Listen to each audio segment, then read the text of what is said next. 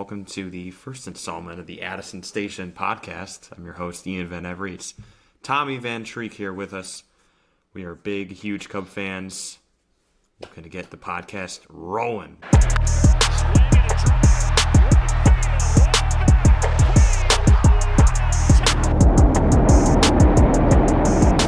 Tommy, what are your first words to the folks? I'm excited to say the least. After being a Cubs fan, waiting that 108 years. I mean, I'm not 108 years old, but other people were, and finally getting to see that World Series win, it was very exciting. And uh, as you go along, you kind of want to share your thoughts and process with other people. So that's kind of how I got into this too. So I'm just very excited for this, and can't wait to get into it with you. Yeah, I'm happy to be the World Series generation, Oh and yeah. we're gonna hopefully continue that as Cubs are looking mighty good this year. Don't want to wait another 100 years. So. Yeah, no, we don't need to wait another 100 years. Not for another ring. We need to get one right now. Yeah. So, I mean, when we're looking at this series that we just looked at, obviously division foe, the Brewers. I personally, as a Cub fan, do not like the Brewers. Sorry to anyone who is a Brewers fan or from Milwaukee, but it was a good series because you had one really good game for the Cubs, close game that they almost won. What are your first thoughts about Game One? Game one, it was a lot about the Cubs just trying to take the lead quickly. The Cubs, they went down 2-1 in the second. It seemed like they were kind of trying to chip away and it wasn't working. And then finally we had that big blow opening in the fifth. Uh, I mean, obviously Seiya Suzuki with his home run was great. Looking at the hitting side of it from like a mechanical standpoint, his weight and everything just stayed back the entire time, even though it was off speed. Like you didn't see him like lunge at all or anything. It was like actually really cool to watch because that was probably like the best piece of hitting we saw all night. Obviously PCA homer. It's PCA. Let's be honest. Pete Crow Armstrong MVP. But with everything else, I think it was overall like a really fun game to watch as you saw good defense and our offense produced when we needed them to produce.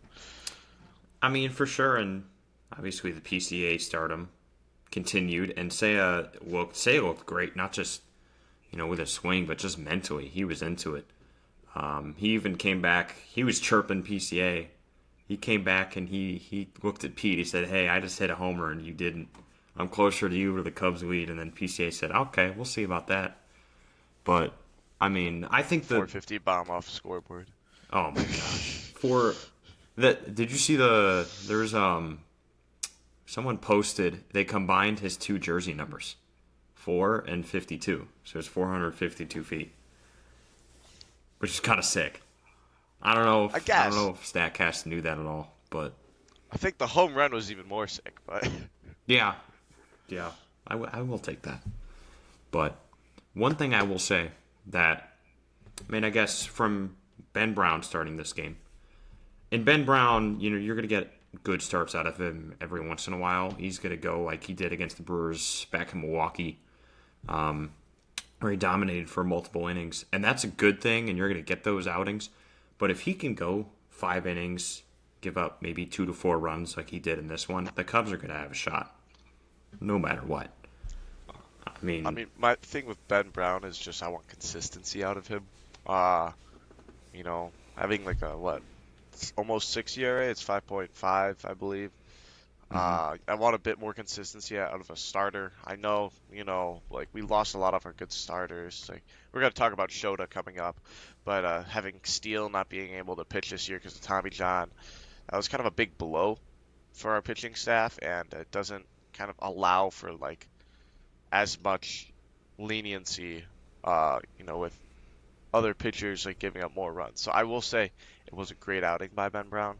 I just wish that he could find something to kick in so he can be more consistent and help produce more for the Cubs in the future. Are you a believer in the lack of a third pitch as his biggest issue? Yeah. Yeah, me too. You kind of need a third pitch. I'm currently a pitcher in college, and I learned kind of the hard way that you need a third pitch because if you have two, the hitters are just gonna sit one, and you're bound to throw one of them at the at bat. So if they're just going to sit fastball, I can throw 4 sliders in a row. 2 will miss, 2 will be strikes. Probably got to go to fastball because they've seen the slider 4 times. They're just going to nuke it. So, yeah, you need to develop a third pitch. You see, like a lot of people, obviously, they have like the curveball and fastball. Some people, they are a lot of changeup and fastball. Uh, but if you got to kind of develop at least fastball minimum, obviously. You need a breaking ball of some sort, and then people tend to be going for like splitters. I've seen a lot recently. Has been definitely like a higher, better pitch, but if you can get a really good changeup going along with it, that would be fine because obviously then you have an off-speed breaking, out of right-hander's hand left, and then you have a changeup most likely breaking towards the hitter. Uh, I mean, obviously seeing some people with their sinkers recently, it's been disgusting. Like you have Paul Skeens has a really good one, Trident has a really good one, and kind of like you see a lot of pitchers using those. I myself just finished the Rapsodo pitching certification, which is it's an interesting course to take, but it talks a lot about pitch design and how like Trevor Bauer creates his pitches. So developing that third pitch is necessary to kind of get to that next level and actually become that dominant starter you're looking for. Yeah, and I think when you look at Ben Brown, just even looking at his arm angle, arm speed, I think the top 2 pitches that I would think he would be most suited to add to his arsenal would be a changeup or a splitter. Just considering, I mean, he's got the heater that goes, if he really pumps it, he can almost hit 98, probably 100 sometimes. Yeah. And he's even got that perfect knuckle curve that drops right in. Just nasty. But I actually think the changeup, because when you're coming through his arm angle, and even being able to take off all that speed when you have any hot fastball or changeup, I think is going to be number 1 in terms of pitch selection. Just because, I don't know, it's the more likely to drop speed. But a splitter for sure, because when you look at his windup, he's generating a lot of his speed through arm speed. It's not really, and he's a strong guy, but it's not really like body finesse. He doesn't do 100% of his velocity coming from his hips or his acceleration off the mound, his long stride. There's a lot of arm speed, and that's basically what a splitter is, generating enough speed for that ball to just pop out of those 2 fingers and get that little shake drop. So I think a splitter or changeup would be his go-to. But I mean, when you look at his 2 pitches right now, he has 2 pitches, but they can't get any better than what they actually are. Just considering the knuckle curve, I think is the best pitch by any Cub this year so far. Hot take, but I think it's up there for sure. He does have a good knuckle curve. The one thing, obviously, with his arm angle that I like is he's able to tunnel his pitches well. Tunneling is a idea that they all kind of come out of the same arm slot or angle, like wherever you're throwing the ball. And he's obviously a bit more over the top, we could say. So the splitter would be a lot more. It should be easy and natural for him if he would start throwing it. And I know he does practice a changeup. They've talked about that in his bullpens, but currently I don't think it's game ready because I think they're trying to work on it, which kind of makes it a bit more frustrating when you want that third pitch. And you can tell he's working to develop that third pitch. But if you could definitely get one by the end of the season, I believe the Cubs will be in a pretty good spot for the playoffs. Mm-hmm. And I mean, when you're talking about third pitches or even just adding any pitch, as a pitcher yourself, what's an easier pitch to throw? It depends. I think naturally the easier pitch to throw should be a changeup. For me, it wasn't. I was struggling with my changeup. I would throw like one really good one, then I would cut one, and then I would sail one at a hitter's head. And it was really hard for me to get a feel for changeup and pronation.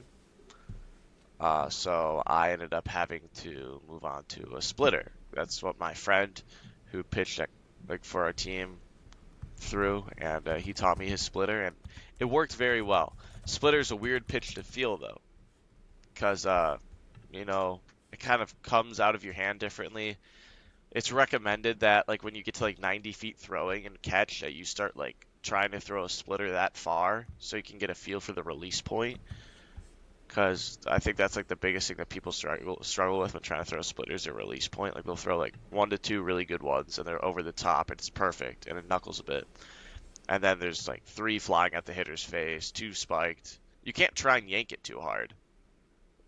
It's just letting it come out of your hand or letting it come out of the fingers. It's not like popping it out of the fingers. It's more letting it come out. But I think the changeup is more natural for an average pitcher.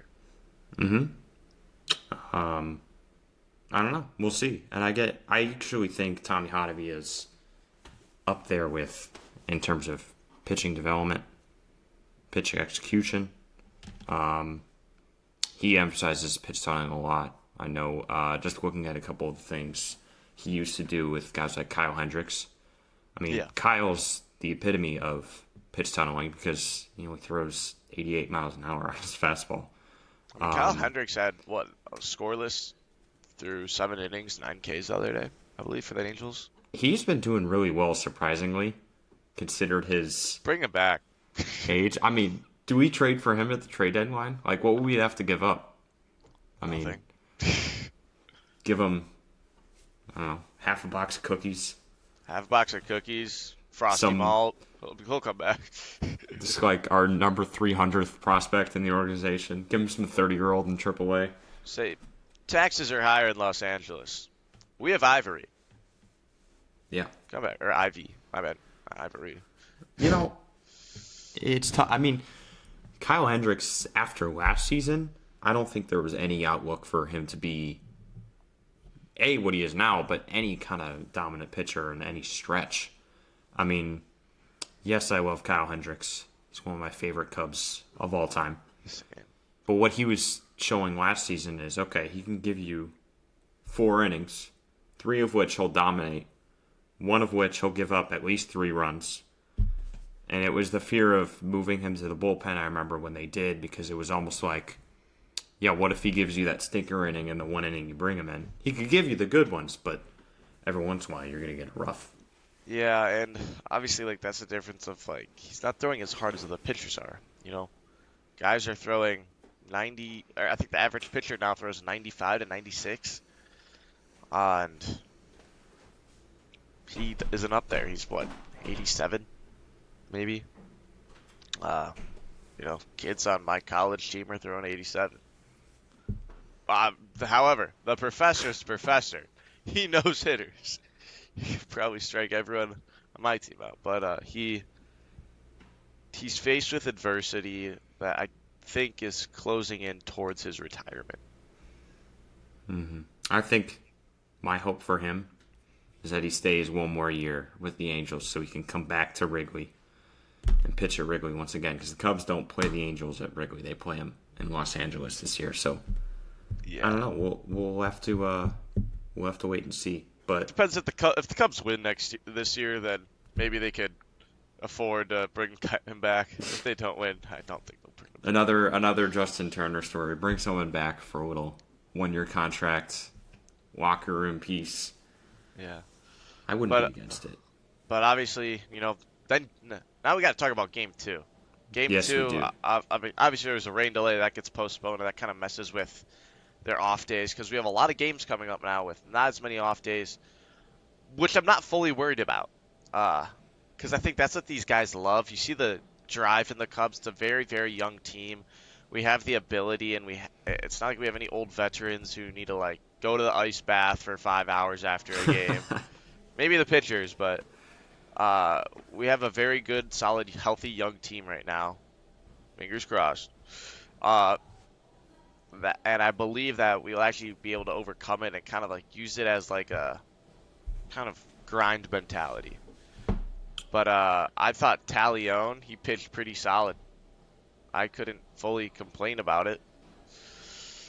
I gotta ask, do you purposely call him Talion? Because I actually kind of like that name a little bit instead of Tyon.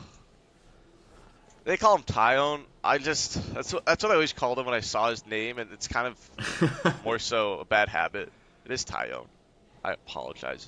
You know Everyone what? watches this podcast. For the rest of this episode, we're gonna refer to him as Jameson Taillon, just because I think it's cool. I like it. But like, if you look at how he pitched, he gave up what? I mean, Obviously the second inning was a bit more rough, but he got through that. He didn't pitch well. They just hit the ball. He didn't really walk too many people. I'm not fully upset with it. I think he could have competed and executed a few more pitches. He did leave some pitches up there to be hit. He did get into certain counts that made it more predictable of what he was throwing because he just had to get a strike over. But I don't think he overall pitched that poorly. I think some of it might have had to do with the unexpected extra day of rest. Getting yourself ready mentally on Wednesday to pitch and then having to come out on Thursday to finally make your first outing. But I mean, he still managed to go. I mean, he went 4 innings, 5 earned runs, 8 hits, only 2 strikeouts. But he gave up 2 homers, which, in terms of Jameson Taillon, he gives up homers almost more than anyone on the entire Cubs staff. I'm pretty sure he's up there with the MLB leaders in home runs allowed. So most of his runs that he gives up are coming via the long ball. But most of the time they're solo shots. Yes, most of the time they are solo shots, and the one that hurt was the 3-run bomb by William Contreras, not Wilson. Don't get it confused. Although, I do love Wilson, but William Contreras, another thing I want to talk about is the umpire in that game, and near the end. He missed, I think, some calls earlier for the Cubs, but not too egregious. He was doing fine. Then towards the end of the game, there was a lot of calls that went the Cubs' way in the last 2 innings. And everyone on the Brewers team was getting mad, William Contreras included. But there were a couple times where William Contreras was just giving him just heckling at him. He would just catch it, then he'd hold that frame position for like a couple seconds. Then he turns back, he looks at the umpire, he's going, "What are you doing?" Do you think that contributes to it a little bit? I mean, do you think the umpire is looking at William and say, "Hey, stop showing me up. I'm not going to give your guy the call"? I think of the MLB, it doesn't. You see in like maybe other leagues like college division or minors, I think it may, but in the MLB they'll always like make their calls. Obviously, umpires aren't perfect. You have to learn that the hard way. Like whether you're coaching and kids strike out looking to start complaining, you have to tell them, hey, the ump can call what he wants. Obviously in the MLB, it's expected to be at a higher level, and when they aren't getting the calls that they should be getting, it's frustrating. I understand that from the pitching side. I understand that from the hitting side. I think that's something that affected the game, but I don't think that's something that was the deciding factor. Obviously, the Cubs did come back a bit, but I don't think that was that big of a deal. In the MLB, you kind of got to deal with it and okay, you didn't call it a strike. Well, make him call it a strike. Fix the pitch. Adjust. The umpire's going to call the game. You got to adjust to what he wants. And going off what you were talking about, home runs. Taillon does give up the most home runs by far, but we still got 3 home runs that game. Mm-hmm. We had Pico Armstrong, Dansby, as well as Ian Happ in the 7th. So I like the comeback. I like the fight from the Cubs. Obviously, scoring runs is never my worry with the Cubs. It's how the pitchers give up the runs. I mean, our bullpen giving up 4 runs between the 7th and the 8th inning is not what we really want. We got to minimize that damage. And our bullpen statistically has been good for the past 27 games. But the bullpen worries me the most because when you look at the bullpen individually, it's a lot of specific or so lucky outings. And one thing that I will say though is with Presley, he went to Ian Happ, a captain on their team, and he's like, "Can you write me just do a write-up on me of what you're thinking from a hitter's perspective when you're going against me?" He did some live at bats against Presley. And I believe he did a homer off one of them. And he's been doing write-ups consistently for Presley, and Presley has been actually like not giving up anywhere near the amount of runs that you think he would. I think that turned his season around, not just like in terms of, okay, what do I throw in this situation, this count, but I think also just mentally. And I mean, that performance that he had, I believe it was against the Diamondbacks. No, it was against San Francisco Giants in the extra innings.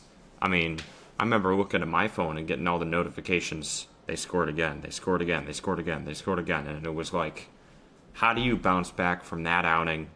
I'm not expecting anyone to bounce back in the next couple days, but you need a little bit of a boost mentally and to change up your approach a little bit and to, okay, this is what I'm going to throw here to this guy on a pitcher's count or a hitter's count or, 0-0 count, first pitch.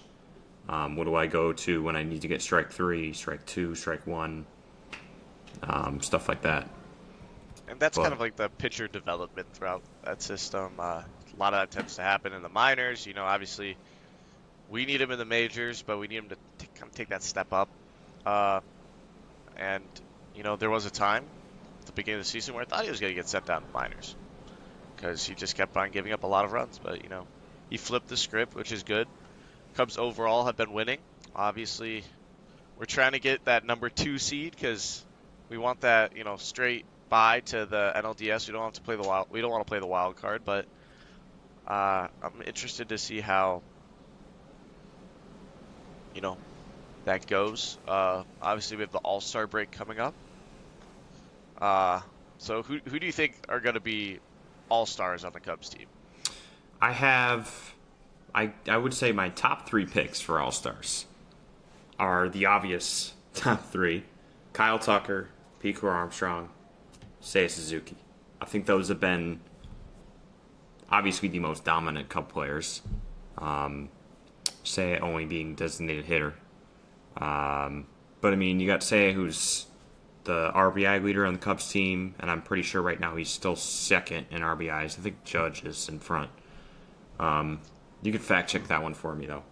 And then you got PCA, who just hit his 20th homer. He's the first Cub player ever to get 20-20 before the All-Star break. And there haven't been a lot of guys in Major League history that have done that. You can count them on one hand. So I think he's almost a lock for the All-Star game. Then, of course, you got Kyle Tucker. I mean, everyone loves King Tuck. One thing that I don't think people have been talking about as much is typically, out of anyone on the Chicago Cubs team, Ian Happ is probably the most likely to lead the team in walks or on-base percentage, and it's part of the reason why he hits leadoff. Kyle Tucker is leading in that category right now by, I think, at least 7 or 8 more walks than Happer. He's just been patient with it. I mean, he started the year red hot. Then he kind of went on a cold stretch for a little bit. But he's managing to kind of keep his numbers up by just taking walks when he can. And not always forcing the big hit or the homer. And he's been great in the field as well. So those are my 3 picks. Do you have any more picks or any other options? The big thing of going off of that is, you expect Hap, obviously being a switch hitter, he can like it's lefty on lefty, righty on righty. He can switch up the a bat to whatever he wants, so where he has an advantage, and that's why you expect him to get more of the walks. My picks obviously are Pete Armstrong and definitely Kyle Tucker. I want to slide Dansby in there. He's been a very consistent player this year. His hitting, he still hits home runs. He still gets the hits he needs. His average might not be fully up there, but I think Swanson is still definitely up there as a star player. How big of a star player, if he's all-star worthy, is yet to be found. But yeah, Pete Armstrong, most votes by far for anyone in the outfield. He's a stud. There's not enough words you could say about him to describe him. I mean, the other day at the Brewers game, him making that diving catch, it's Pete. Just Pete. You expect nothing less. Going off that, the RBI leaders for this year for hitting actually are Pete Alonso is first. Just to stat check you. I was wrong. Second is Eugenio Suarez from Arizona. Third and fourth are the Cubs. Seiya Suzuki's third with 61, and Pete Crow Armstrong and Judge and Cal Rayleigh are tied with 60. Okay. Okay, fair enough. Very close race. I was almost there. I was only a couple RBIs off. I think I might have checked it either yesterday or the day before. So the last couple games might have influenced. But who knows? Who knows? I will say, in terms of all-star starters, I think PCA will probably be an all-star starter. I think PC and Tucker are going to be the two all-star starters. Those two, I think, definitely will. Seiya, I don't think he will be. We all know who's going to be the starter at DH for the all-star game. It will be Shohei Ohtani, most likely. And in terms of Swanson, I don't think he would be an all-star starter. But there definitely is a shot for him to be on the all-star team, just in general. But if you're telling me that the Cubs are going to have two guys in their outfield, both starting in the all-star game, I mean, that's ginormous. I think in 2016, we saw the entire Cubs infield was in the all-star game. Because you had, Rizzo, Bryant, Russell, Baez. But, I mean, give me another team that's going to have, the defense that the Cubs have in the all-star game. Because you have fantastic defense in the outfield. You have three guys that have a shot to win a Gold Glove this year. All three of them, two of which already have one. The only reason that PCA doesn't is because he's a spring chicken. But, I mean, when you're talking about having two guys in your outfield, that's just nuts. Almost three. It's actually crazy to say, almost the entire Cubs outfield took over the All-Star game. And obviously, 2027 All-Star games at Wrigley Field, saving up for that. Kind of waste my money to go and see a ton of guys who get overly paid play. But, it is what it is. How many people are just going to line up the streets on Waveland and Sheffield for the home run derby and just wait for those balls to just fly out on the yard? Yeah. Oh, I want to see one on a How rooftop. expensive the rooftops are going to be. Oh, my gosh. But one thing I was going to talk about briefly is, do you think PCA can make it to the home run derby? Here's my take on it. I think he could. There's a shot with the amount of home runs he's hit. I mean, he hit 20 home runs before the All-Star break. You're going to have a shot. Do I want him to compete in the home run derby? No. That's not going to go against... Yeah, I think he could do really well because, he's got power. But, for one, take a look at PCA and just how young he is. He has the ability to hit home runs, but on the chance that you don't win and you just get absolutely destroyed by guys like Judge or Ohtani, and it's just... When you're that young and you're in your first All-Star game, I think that could screw you up mentally. Do I think it can happen to Pete Crow Armstrong? It's possible, but I do think he keeps his mental game in check pretty well. But I wouldn't risk it. I agree on your take. I want him to hit in the home run derby, but I feel like it's not going to be a good look for him. He's obviously, you have people like Cal Rayleigh with 26 home runs. You have Judge with 27. Other people who just natural people who hit tanks who could throw the bat at the ball. It's going out. PCA hits home runs consistently, and honestly, when he hits home runs, it's very, very hype. But it's hard to process how he would do probably at a home run derby when you have the entire stadium looking at you. And, if he does move on in a round, he's going to be looked at as, all glory. But he's going to go up against, Judge, who's just going to be cranking 30 around in 3 minutes. It's going to be...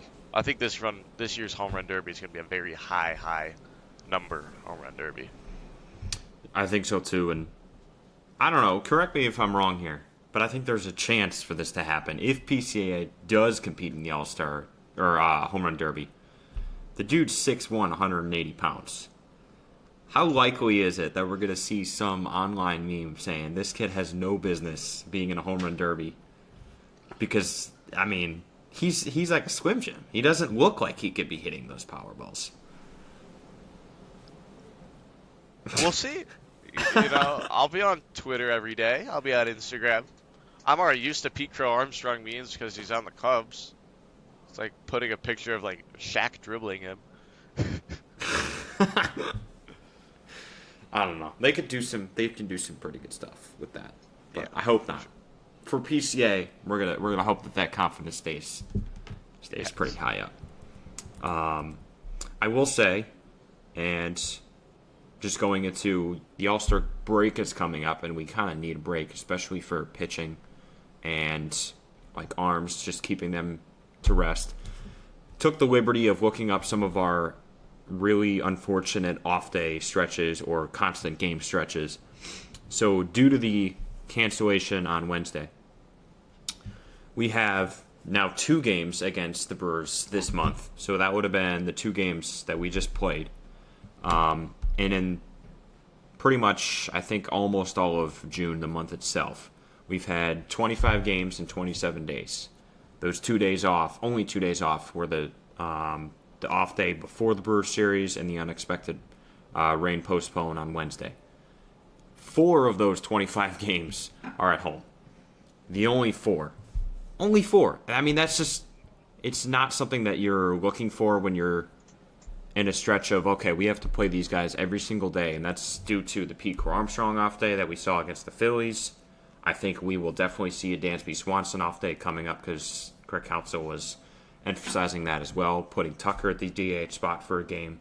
I will say, off days I think will be a big thing for the Cubs. But in terms of one off day that's key, is we have the day off on July 31st, which is in fact the trade deadline.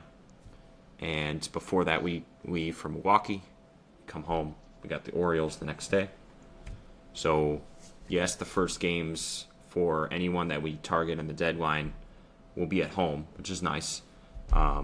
Gives them a little spark and at home against one of the struggling teams in Major League Baseball. Who are you thinking for the trade deadline for the Cubs? All right, so trade deadline. I've looked at some people. I've gone through it all, and we need pitching depth. That's a big thing. So if you look at like relief pitching, I think Jake Bird probably like the best possible relief pitcher we could get. He's currently on the Rockies. He probably wants to get out of the Rockies, but he has like 2.23 ERA. And he's been in their club for a few years, so he definitely has some confidence. And I'm interested to, obviously the Colorado Rockies, the air is a bit thinner up there, balls fly there, and having a 2.23 ERA when you play a lot of your games at home where the balls do fly more, I think that says something. I think the Cubs would be able to use that as a pitching. If you're looking at like starter pitchers, Tyler Anderson on the Angels, he's been pretty good. I mean, his recent struggles, like early in the season, he was pitching very well. And Merrill Kelly on the Diamondbacks, he has a 3.1 ERA. His contract expires at the end of the season, so we could always just pay off the contract. And, ever in doubt, if Kelly is like seen as a strong prospect, we could re-sign him. But he would be like a low cost, like safe choice. Who the Cubs would trade, I mean, probably top prospects. Cade Horton, he's untouchable, they say, so they probably wouldn't trade him, but I don't know. I think the 2 guys that are most untouchable will be Horton and Shaw. But I mean, I think like Owen Casey probably. He's one of the minor leaguers, very top prospect. Kevin Alcantara and Ronnie Cruz have been mentioned as like trade proposal pieces, and any trade deadlines. But the Cubs are like just trying to be cautious with like the young possible talent that they have, but they have that farm system to just say, hey, you can take our farm players. Cubs have probably one of the, if not the best farm system in the league. Take their minor league players. They might trade away like one decent player on the team. You say Shaw is untouchable. I could see Shaw getting traded still. Do you think if the Cubs trade Shaw, then they will probably have to go out and get a third baseman? Yes, but I think if the Cubs trade Shaw, they would be able to get a third baseman and a pitcher probably combined. It's possible. Because you I could could trade a see it. lot of prospects in Shaw for a third baseman and a pitcher. I could see it. For We sure, could I could see we it. could literally trade the But Rockies, ask for Chris Bryant and Bird. we could pick up his injury, Say, too. take Shaw, take all of our prospects. I don't know. I mean, look, do I think Matt Shaw is someone that's going to dominate in the postseason? Absolutely not. I mean, he's a rookie. His first year in the bigs. I think he has a future for sure, but the Cubs aren't really looking for a future right now. They're looking for, okay, we want to win this year. You're talking about a Cubs team that, hey, Cubs historically never have a third baseman. It's a weak spot. And Matt Shaw is someone that can win. Potentially, if he played all year, the defense he's playing, he could win a Gold Glove. He's going to give you solid defense over at third. He'll give you a couple hits every once in a while. He likes to poke it the other way. You know, hitting behind Nico Horner. Those two guys just love to hit the ball. It's possible for sure. And if you're going to trade Shaw, you have to get a third baseman. You wouldn't really have a choice. I don't think we would be able to start Brujan or Birdie at third in the playoffs. I just don't think that would work. But I guess we'll have to wait and see. I mean, the good news is we got some time to talk about it a little bit until July 31st. So, I mean, Yes. when we look at pitching, though, and obviously bullpen pitching, I think, is a point of emphasis for the Cubs. It always has been. Is there a few starters that you're eyeing? I mean, for me, I would either eye Andrew Heaney. I know they were talking about Zach Gallen for a little bit. Personally, I wouldn't want Zach Gallen with the year he's having with the I don't want Diamondbacks. What about you? Heaney is a good player, obviously, but I'm more so trying to find someone who's very, very established. I mean, obviously, Heaney this year, he's got 3.94 ERA, but I'm still going back to, like, I don't know. I mean, it's Tyler tough. Anderson on the Angels. I do like Tyler Anderson. I will say that. I mean, Because he's a left-handed pitcher. I think the Cubs need a left-handed pitcher to start. If we're talking about starters, and obviously, he struggled in like the past couple games, but if you look at the start of his season, he dominated. That was big, and if he can get back to how he started, maybe the All-Star break would be a good break for him. I expect him to kind of do better the second half of the season. If you get traded to the Cubs, that, okay, like, you're a big deal. Like, you mean something. Step up your game. I think he would step up the game. The Cubs fans are great. You might not have the best fan base in Los Angeles. You go to Wrigley Field, they're screaming your name every night, whether you're good or bad. They're cheering for Presley, whether he's good or bad. What if they throw in Kyle Hendricks as a little sweetener? What would you say to Big Kyle coming back, the professor? Put him in a classroom, make him teach. I love Hendricks. I think he'd be a waste of a trade. Me too. I 100% agree. You need to focus on what you need right now. That's just like solid pitching depth. I think our starters are overall fine. Obviously, I want Ben Brown to kind of get more consistent with it. Talion's doing good. Shota, I mean, welcome back, Shota. Yeah, he'll be back soon. Need him, but we do need him. We need those people who can dominate off the mound immediately, right out of the gate. And I would say, don't know if I have anyone in our bullpen that does. Like, I could just say, we could just send him out. He's going to dominate. People were talking that we might get Chapman again. In terms of Aroldis Chapman, and I mean, this could be a hot take here. I personally am not a huge Aroldis Chapman fan, and the only reason is all he is a paid gun. He's a guy that's just going to bounce around from team to team, and they're going to pay him to throw, 102, 103 miles an hour. And now being at this stage of his career, now he's with the Red Sox, obviously.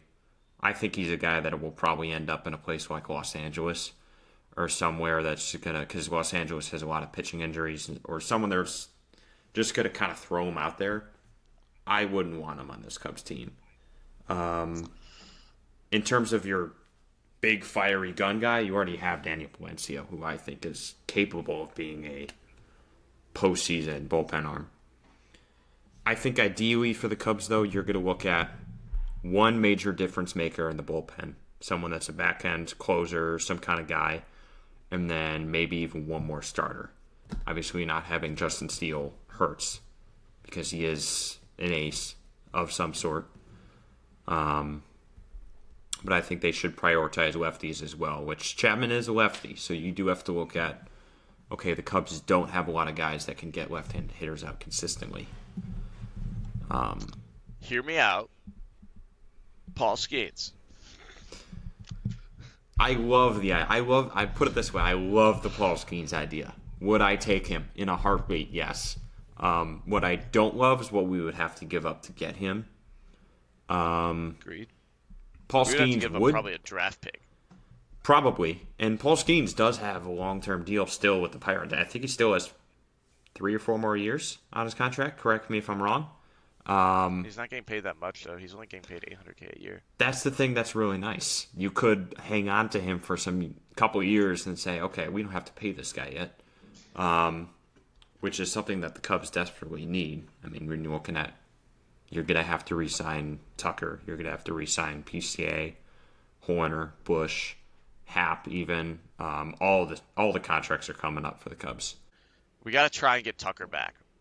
I hate to say, like, with the route that they're going, with how hard it was to get Tucker on the team, and with how Tucker just seems to only want money, I don't know if Tucker would be able to stay. I think if you're looking at who should we sign, Pete or Tucker, they would go Pete, because of just how young he is.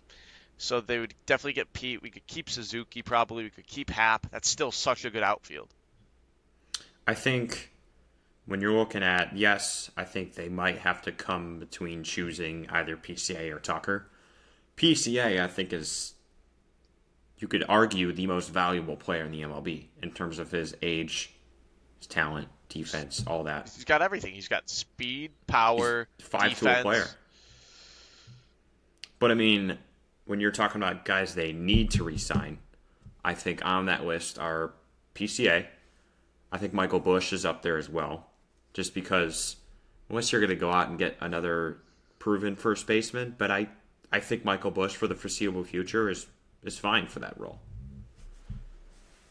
Hear me out. You know what I'm going to say probably, too. I do. Rizzo kind of needs a contract. I love it. But it's going to be another year of like having Justin Turner. And as much as I love Rizzo, he's going to give you probably 1 year. That's all we need. We need 1 year. He can retire after the 1 year. We have the starting pitchers. He doesn't need to hit the best. We just need. I do have to say, I think we do need to re-sign Bush, though. But like, Yes. I've talked to you about it before. I want Rizzo back. Me too. He's one of my favorite players ever. But I think the people who need to be re-signed, Bush, Happ, and PCA are big. I would say Nico Horner as well. Nico Horner too. Swanson's still going to be under contract, right? Yeah, he's here for a long, long time. Okay, and then we have whatchamacallit? Shaw's going to go. We should probably find a new catcher. I mean, here's one thing that I was actually hearing over the last few days: the potential of the Cubs trying to draft a shortstop and trading Dansby. Why? That's what I said first time I heard it. What? Like, I understand the Cubs are a young team, but so this year and next year, you have to realize the Cubs have the potential to win the World Series. It always happens with teams with the Dodgers. It's like every year with the amount of money they defer, but in general, it's like you'll have 2 solid years in a row where you have the chance to win a World Series. For the Cubs, it's going to be this year and most likely next year. We have to, like this year, we had a hell of a solid team, and we are able to, we kind of got lucky with Kyle Tucker, and obviously Pete showing up is great. Now we got to be able to work around it and say, okay, who do we need to add to solidify a World Series next year? And obviously, like trading for Skeens is going to be. I understand it's nearly impossible, but if we could get Skeens, that almost solidifies us guaranteed playoffs. Steele, Skeens, Shota, I couldn't imagine any other starting rotation that could beat that. And then you look at then you also look at other factors of like, okay, well, we got to kind of like re-sign a lot of people, put some money into people, and then we have to fiddle away everyone else who we don't want to re-sign. We don't want to re-sign Shaw. I love his defense, but his offense isn't producing to where he's good enough to where the Cubs could find value in re-signing him. We could put in, a slightly worse third baseman who hits the exact same and get basically the same result. I think if you go with a rotation, if you potentially make the trade for Skeens, which is a big if, but if you go with a rotation of Skeens, Shota, Steele, I think the one thing you're going to need is an experienced starter for a fourth man that's going to give you that edge in terms of, okay, playoff performance, someone who's been there before. Because I think Jameson Taillon is a good one. Oh, you're talking about like in general, like playoff experience starter? Yes. I think, I don't think we need that. Look at Cubs history. You go back to 2003. 2003. Okay. I don't even have to talk about back Steve in the Bartman. Stone Ages. I don't even have to mention Steve Bartman. We're not going to talk about that. But what the Cubs did have, Kerry Wood and Mark Pryor didn't lose back-to-back games all season until they got to the postseason. And in the NLCS, they lost back-to-back games with them pitching on the mound. And if you want to talk about 2016, the Cubs went out and got John Lackey. Was he good in the postseason? Heck no. He wasn't all that great that year. John Lester, was he good in the postseason? But John Lester was actually fine. He was solid. But I think those guys were mentors for the younger guys, saying, okay, it's not as big as you think it is. You're just pitching any other game. I don't think the Cubs would be able to win in the World Series given Shota, Steele, Skeens. Those are three guys that have never been to the MLB playoffs, ever. And they're young. Here's what I'll say. I would prioritize a reliever or closer who has playoff experience over a starter who has playoff experience. Starters are always used to having pressure on themselves every single day when they pitch, no matter what. So they're always used to the pressure, and the pressure buildup for a playoff game wouldn't be that much different. At knowing like what starters feel. Would you go back to Aroldis Chapman? I wouldn't go back to Chapman. I think Chapman in general, like in 2016, Chapman's probably one of the reasons we won the World Series.